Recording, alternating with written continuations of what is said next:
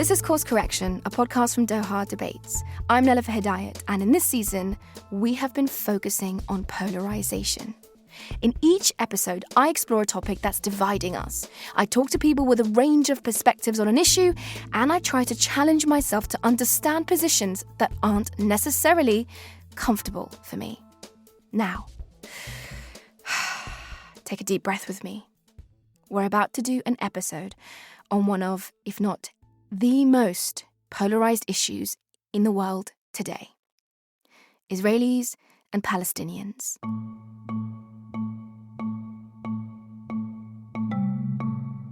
So let me be clear about what we're trying to accomplish in this program. I'm not going to litigate the history of Israelis and Palestinians or talk about how to solve the conflict.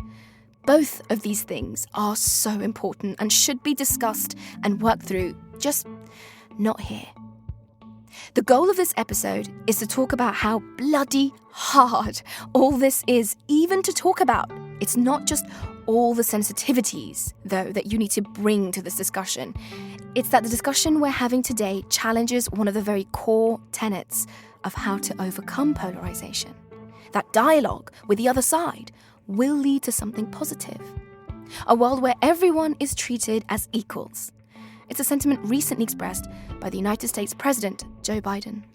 I believe the Palestinians and Israelis equally deserve to live safely and securely and to enjoy equal measures of freedom, prosperity, and democracy. The guests I've chosen for our show today each have a different perspective on dialogue.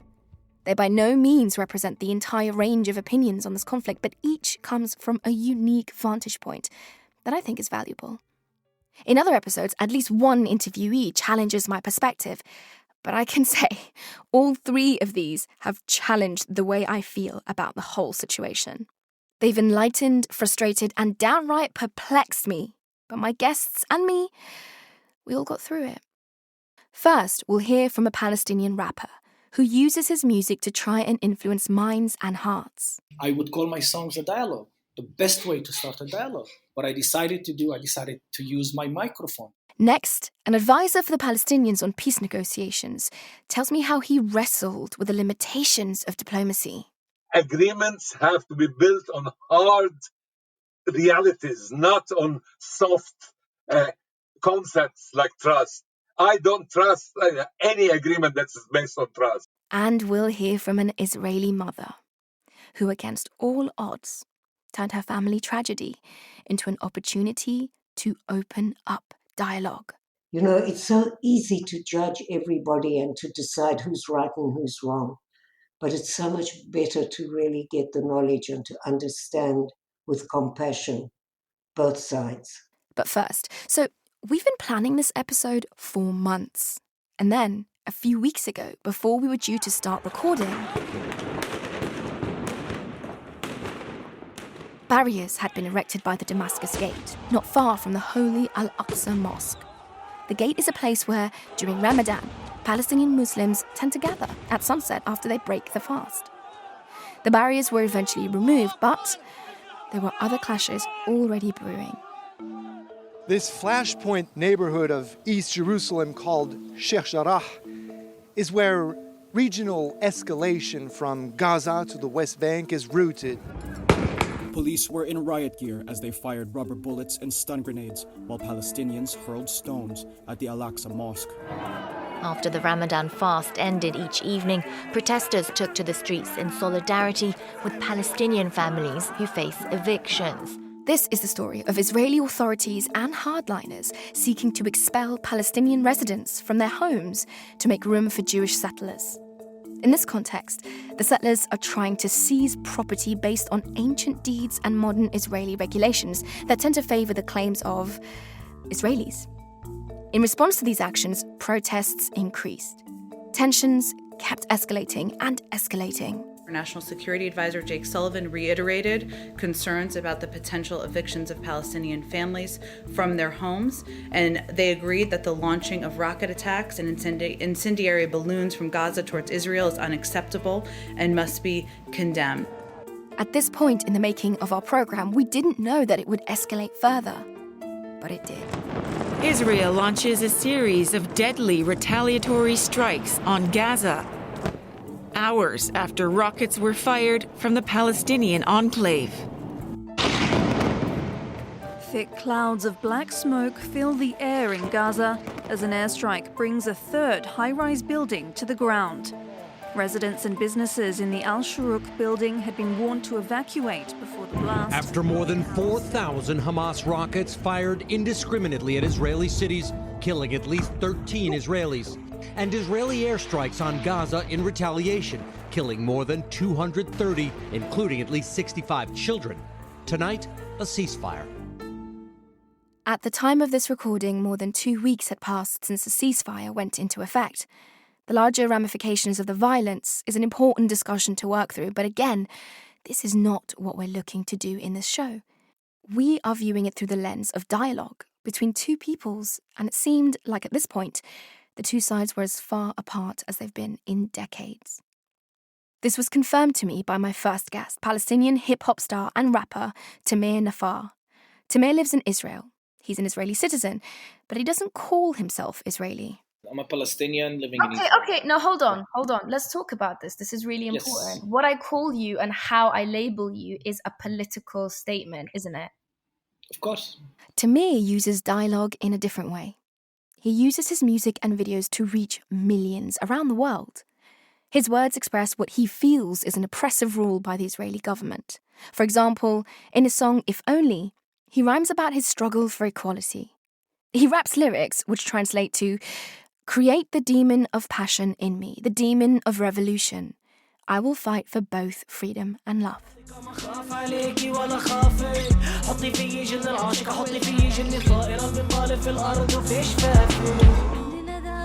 They are asking us to coexist when one side doesn't even exist. You know that I don't exist in the anthem. You know, I don't exist in the flag. I mean, imagine London's anthem is, "This land is only for the white people." This is the anthem here. "This land is only for the Jewish people." That's what they sing every morning. So the coexistence they are talking about is we exist and you don't exist, but let's meet once in Saturday when I want you to fix my car or clean my garden, or I'll eat your authentic, amazing hummus. And this is something we cannot accept. Tamir lives in Lid, or Lod. Each side has its own name for the place. It's a relatively under-resourced Israeli city about 10 miles south of Tel Aviv. It's filled with Palestinian citizens of Israel and Jewish Israelis, and really a whole range of mixed ethnicities. Tamir says his city also provides a stark example of how life can be different from Palestinians. It's something he's brought attention to in his music and his activism. Back in 2002, my neighborhood didn't have electricity, for example, back then, and it was unrecognized village. What I decided to do, I decided to use my microphone. And what I did is I did a song, and I took a bus. I went to Tel Aviv, and I just grabbed me around 20, 25 very famous Israeli artists, and it brought all the media to my city to show them how we don't exist.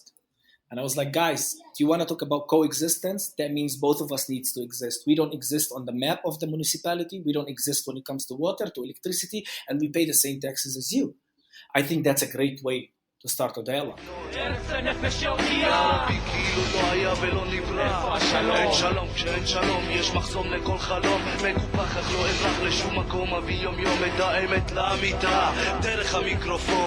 What we just heard was from the song Innocent Criminals. Part of the lyrics translate to, "We are discriminated against, but we will never run away. But every day we will expose the truth through the microphone." Tensions were extremely high in the city when we managed to connect with Tamir in May, about a week into the violence. Tamir was already on edge, having spoken to a bunch of Western media outlets. I wanted him to know I had no hidden agenda. I want to be fully transparent here. I want you to tell me, what do you think that I should acknowledge in myself? I don't know. Let's just talk as people who just met. Let words guide us, whatever they guide us. Okay. We are just human beings now. That's the main thing.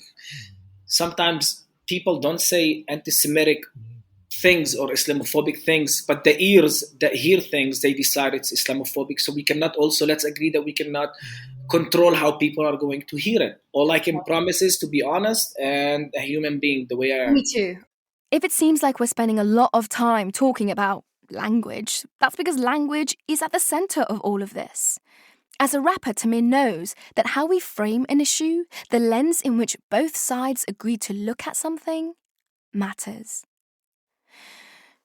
You need a solid foundation to move forward, or as Tamir puts it, proper landing gear before taking off. It's like giving someone wings and not teach him how to land. That's why it crashes the whole time. Tamir firmly rejects the idea that Israelis and Palestinians are equal players.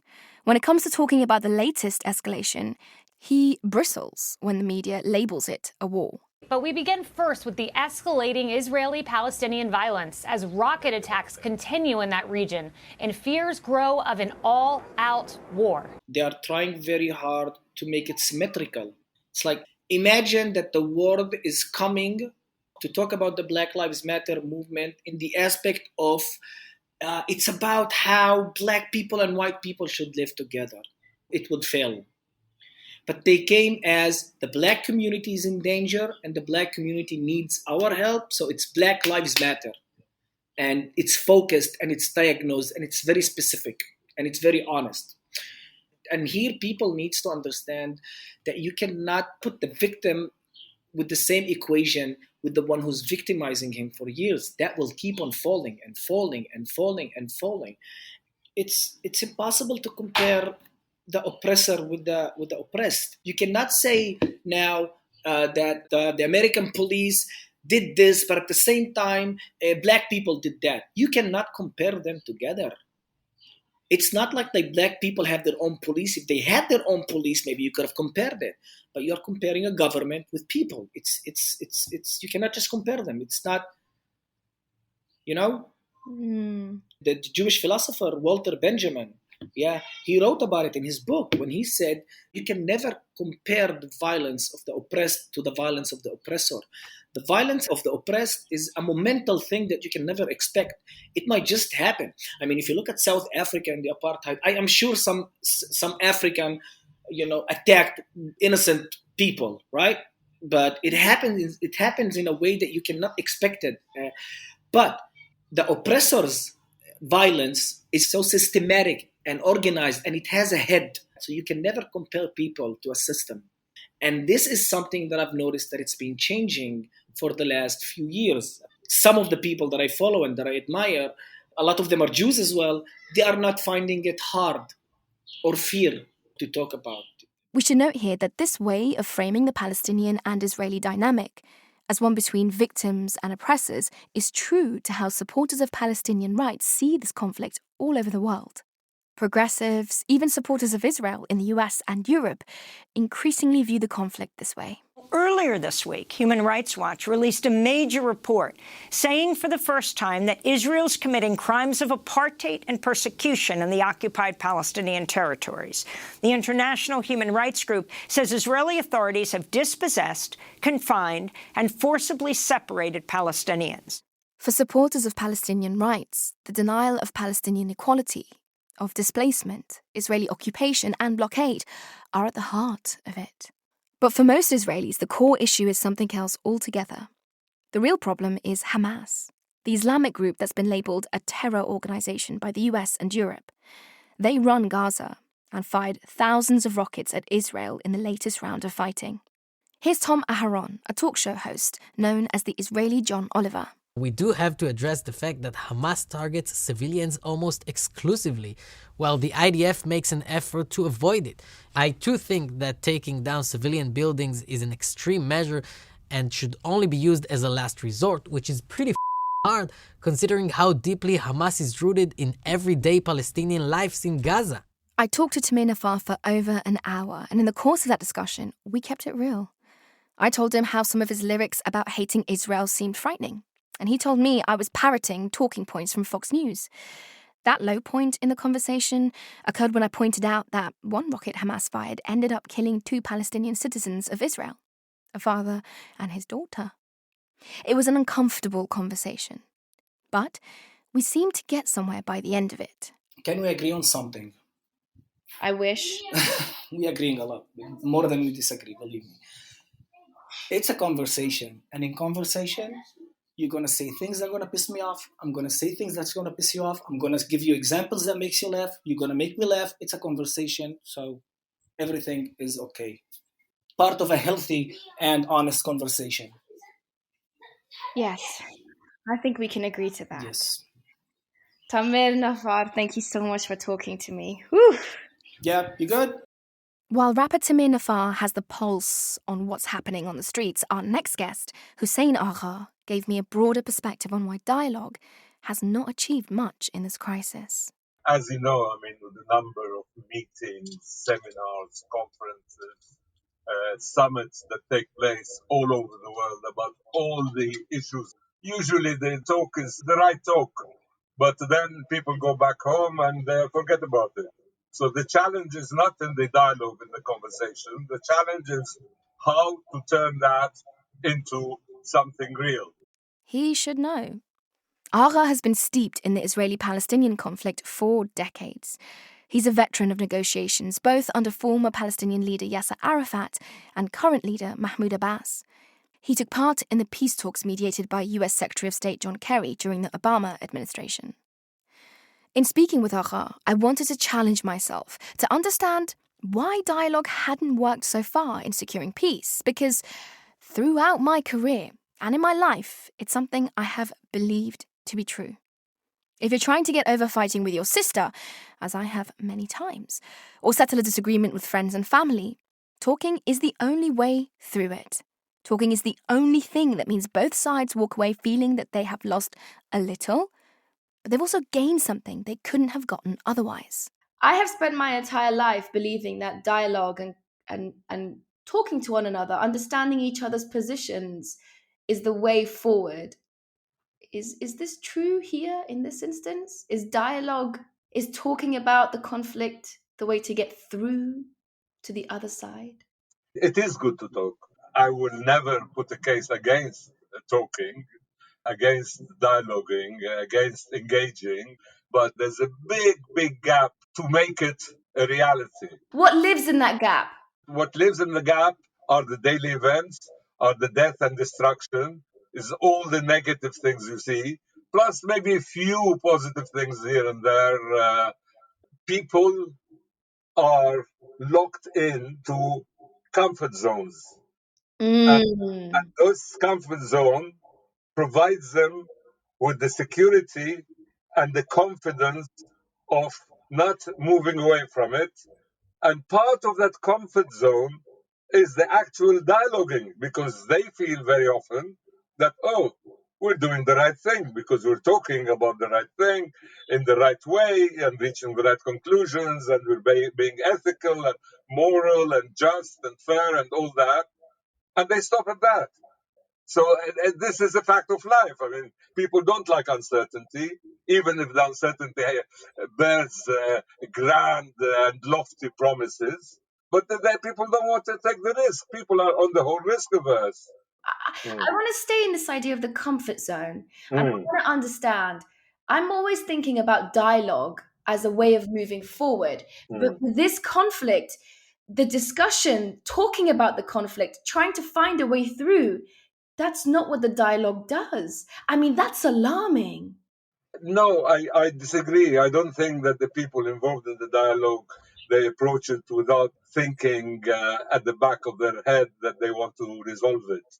Should that not be in the front of their heads? I mean, you know? Well, the front of their head is the daily life. And daily life does not lend itself to either lofty ideas or to big concepts. Daily life is you have to manage it. Why did you choose the path of dialogue and not of violence? I did not. I was against it. But then when the majority of the people and the leadership choose a dialogue, your choice is being irrelevant and putting yourself on the margin of things, or joining in and seeing what you can achieve through the will and the ways of the majority of the people you're supposed to be fighting on behalf of. And anyway, I realized as well that fighting is not always physical fighting, and that there are time and place for all kinds of ways of fighting. there was a time and place for physical confrontation. There is a time and place for a kind of a cognitive confrontation. And then there is a time and place for dialogue, and after that, negotiations.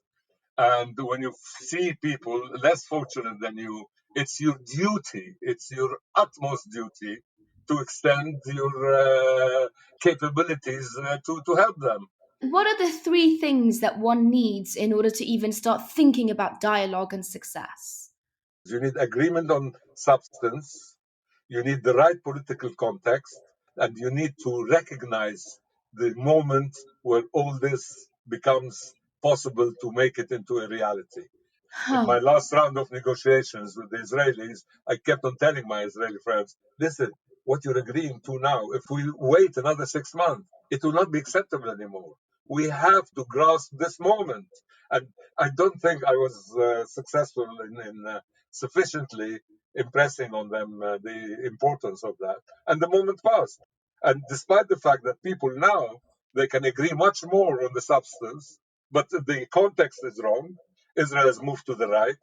The Palestinians do have no faith in either the leadership or in the possibility of reaching an agreement with the Israelis. So the context is wrong. So you're left with nothing. We ended up hashing out some of the back and forth that's happened over the decades in the checkered history of negotiations. Hussein then said something that threw me. It is a deep psychological, historical, religious, colonialist conflict that needs extra care and open-mindedness to be able to resolve it. And that's why it's difficult. It's difficult. It's difficult. It's complex. It's complex. I'm not surprised that there is no resolution. I really am not. I mean, I'm surprised by people who are surprised and saying, oh my God, what is this? And every European Western politician who comes to power, he thinks that, okay, well, so what's the problem? I can solve it. A lot of what you have said to me today that I've learned so much from seems to be down to this idea of A, making peace, and 2, trust. Because you don't make peace with your friend, you make peace with your enemy. And you cannot start to build the foundations of peace without trusting your enemy to do what you agreed to. So how do we start to build that trust? So much blood has been shed. How do we even begin? Nilufar, that's a rubbish premise. Anybody who talks to you about trust is not serious. Yeah, how can you trust your enemy? Any agreement that's based on trust is very fragile because the trust is not there. Okay, what about common ground? Can we at least find some common ground? But that's a different thing. Common ground is not the same as trust. But a lot of people talk like you know, oh my God, we have to re-establish trust. Has there ever been trust for it to be re-established? Well, how do you establish a trust between the occupier and the occupied? How do you establish trust between somebody who's been kicked out of his house and the person who kicked him out of his house? This is nonsense. This is not serious. Agreements have to be built on hard realities, not on soft concepts like trust. I don't trust any agreement that's based on trust. It has to be based on very ironclad conditions, not trust. Okay, I'm not giving up. What if we just? What if we just? Never give up. Never give up. Never. Fight till the end. Till the end, you have to fight for what you believe in, whatever it is. Believe in it and fight it. Sorry. No, that's that was a kind of a throwback to my youth. Please, I continue. Yeah. Nilufar, fight. Fight. Don't be scared of fighting.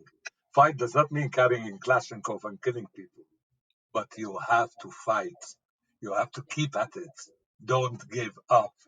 Don't go for easy solutions. Don't go for things that sound right. Just keep at it. You know, obstacles, not obstacles, bad people, mass murderers. I mean, my God, the kind of people I had dealt with over the decades I've been involved in this. Some of them, when I think about them, you know, I just can't believe I was in the same room talking with them. I Mm. mean, these people are people with not drops of blood on their hands, with cisterns of blood covering them all over. And but still, you have to fight. You have to fight. There's no choice. There's no choice. You have to fight for your own humanity. And don't forget, the ultimate prize is humanity. It's not the small conflict itself. It's not the small national groups. It's humanity you're fighting for. Hossein Rahar, thank you so much for speaking to me. Thank you. This brings us to our final guest, Robbie Darmelin. She's an Israeli originally from South Africa, and her current title is spokesperson and director of international relations for a group called the Parent Circle Family Forum. It's for those who've gone through the most traumatic experience imaginable. Israelis and Palestinians who have lost a child, and more specifically, a child lost to this conflict. In 2002, Robbie's son David was a member of the peace movement working to bring ordinary Palestinians and Israelis together. But then he was called up to serve in the Army Reserve. The 28-year-old was on guard duty at a checkpoint in the West Bank. Before dawn one March morning, a Palestinian sniper began opening fire.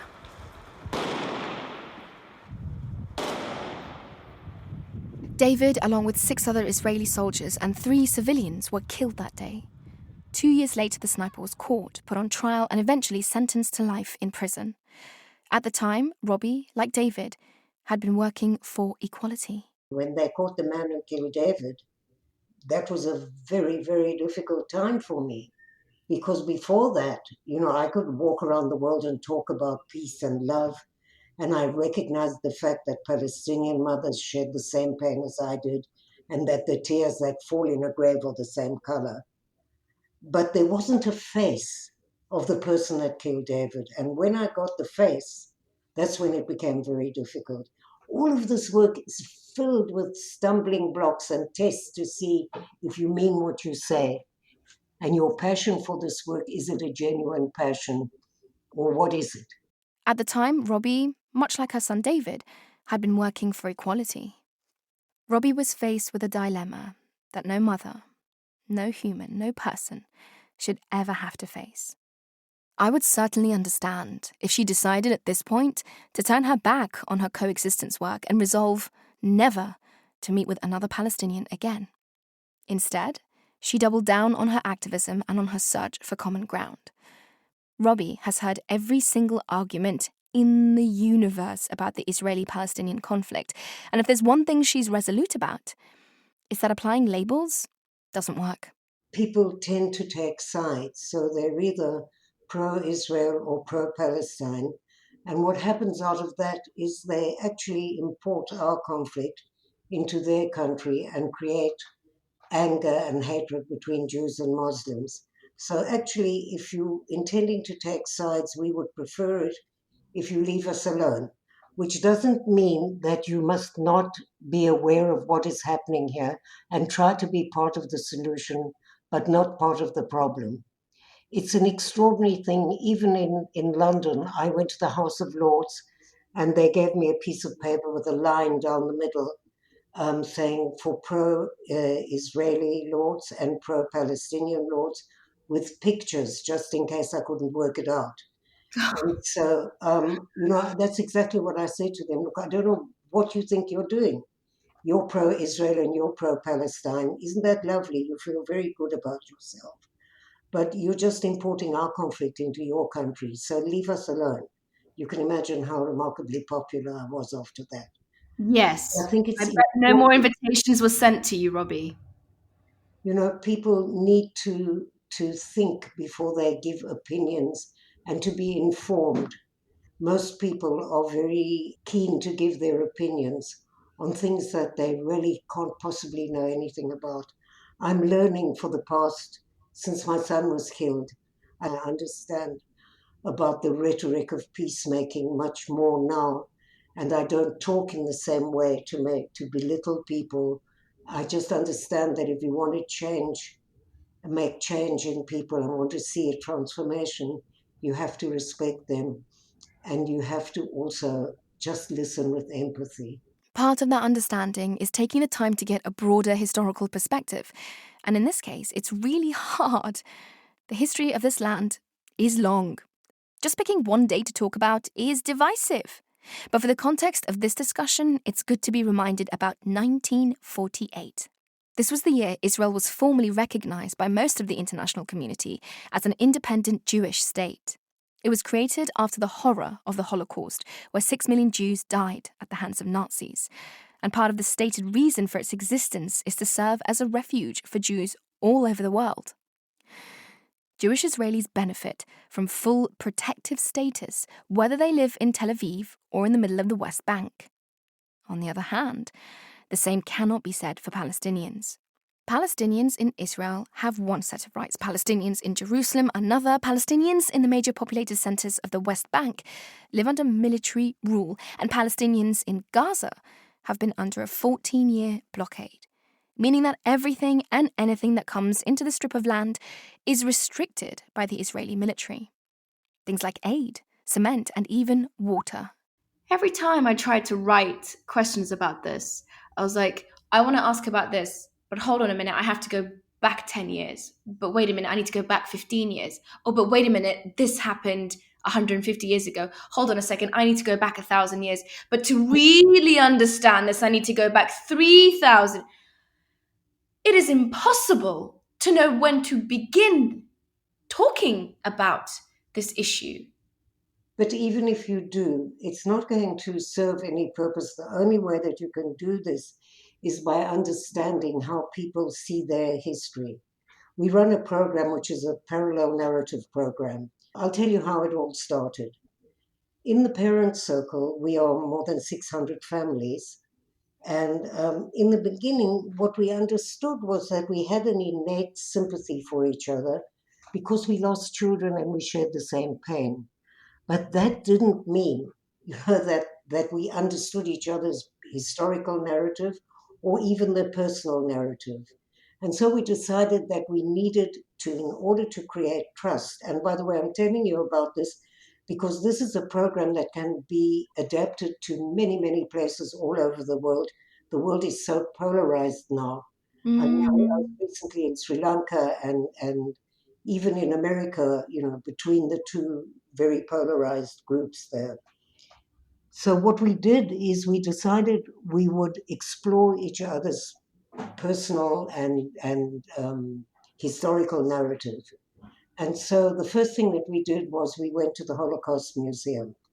Now that's not for comparison of suffering. That's because if you do not understand that part of the Jewish psyche and DNA of fear, you'll never understand some of the behavior that happens here. And we were 140 of us, 70 Palestinians and 70 Israelis, all from the parent circle in the beginning. The next day we went to a village which existed before 1948, which now is in Israel, a Palestinian village, and two of the members of our group came from there. When we got there, there was almost nothing left of the whole village except the dome of a mosque. And one of the mothers started to cry. And she said, you see here, this is the well that I drew water out of as a child. And so you could have empathy for the fact that she's walking around with a key round her neck to a door that's never going to open. This is how you begin to understand how she sees her life and her history and how you can empathize with that. Then we take two historians, a Palestinian and an Israeli, and each one will tell you the milestones of our history through their eyes. It would be 1948, which would be the creation of the State of Israel. But for the Palestinians, that's the Nakba, the catastrophe, when in many cases they were thrown out of their homes. And some fled and some were thrown out. And that was a terrible time for the Palestinians. Then we take 1967, the Six-Day War. How do the Palestinians see it? How do the Israelis see it? Now, it doesn't mean that you're going to fall in love with each other by the end of that and that you'll all suddenly agree. No. But what it does mean is that I understand how you see your history, which is the beginning of some kind of bridge to understanding and empathy, because I've listened to what you have to say. And that is such an important element in all of the work that we do. And when you make that emotional breakthrough also by telling your personal story, even the hardest of hearts cannot not be moved by that. And it's a very interesting, and for me, it's such a privilege to be a part of the lives of so many people who have gone through transformation. I think that's a huge gift that I've been given, and it's a privilege to be in that kind of work, because you see somebody who was so filled with hatred and wanting to revenge, who suddenly realizes that there is no revenge for a lost child, and that she wants to prevent her other children from suffering this pain. It's not rainbows and flowers and bad poetry. It's really difficult because this is not an equal situation. There's the situation of the occupier and the occupied and the stronger side. But nevertheless, when there's this trust built, it's the most incredible thing to see. You know that we are working right through this terrible situation that's going on now in Gaza. And I can tell you that you have to look at everything through two prisms. Think about the woman that lives in Gaza who has no shelter to run to, and that she doesn't know if she should stay in her house, or because if she stays in her house, she might get bombed, but if she runs away, she might be called a traitor. And here comes the Israeli mother, and I heard somebody on the radio, this is from 2014, which is very similar to what is happening now. They have 15 seconds to get to the shelter. And she said, I've got 3 children and one is in a wheelchair. What shall I do? You know, it's so easy to judge everybody and to decide who's right and who's wrong. But it's so much better to really get the knowledge and to understand with compassion both sides. Both sides.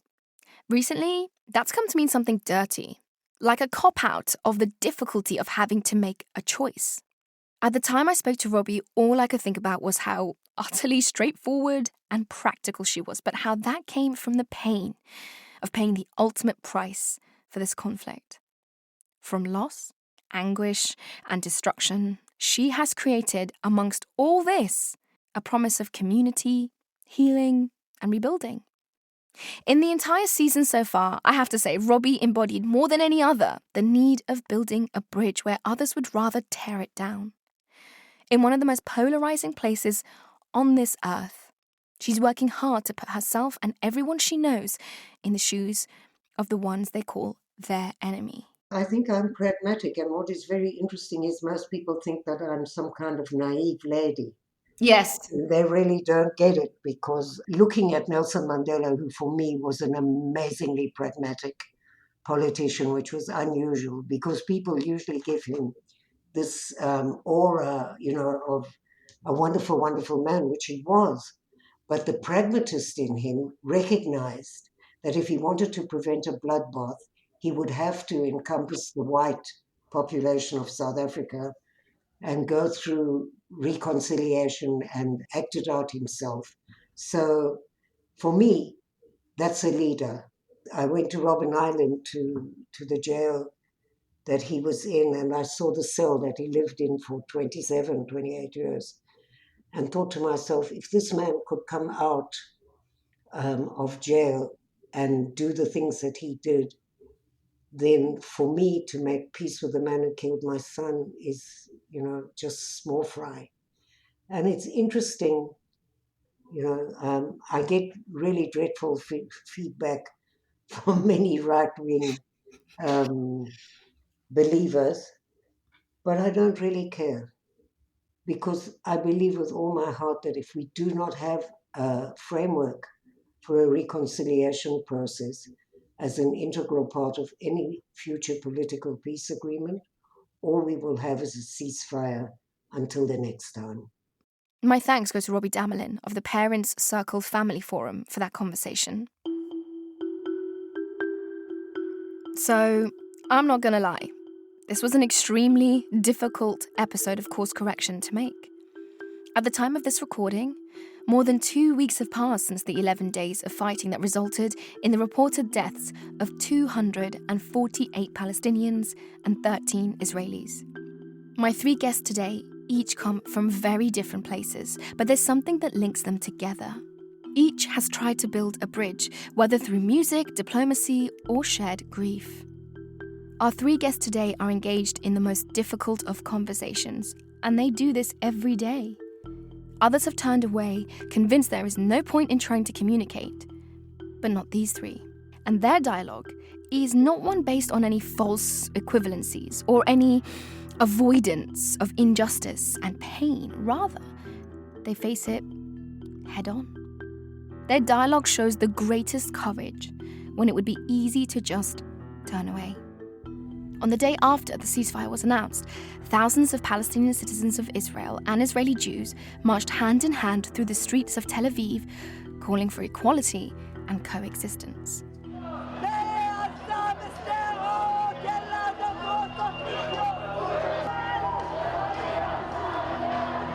This march that happened in Israel is being repeated throughout the world.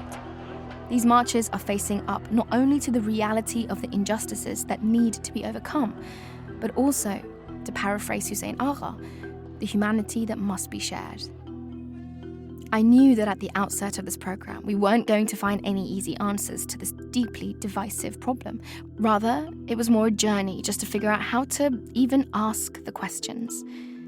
Having the humility to say, I don't know what's gotten us so polarized, but I'm willing to listen and learn, is something I think we can all stand to do more of.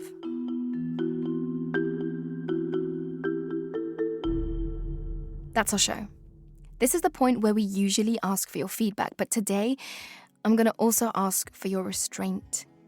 We hope when you engage with us that you'll do it in a respectful way. Let's follow the lead of my guests and practice civility and understanding as you tweet with us at Doha Debates or with me, I'm at Nelifer. Course Correction is hosted by me, Nelifer Hedayat. Editorial and production assistance comes from Foreign Policy, with producers Sarah Kendall, Simone Perez, and Ruzi Julin. The managing director of FP Studios is Rob Sachs. The show is brought to you by Doha Debates, which is a production of Qatar Foundation. Our executive producers are Jafet Weeks, Amjad Atullah, and Jigar Mehta. Join us for the next and final episode of this season of Course Correction, wherever you get your podcasts.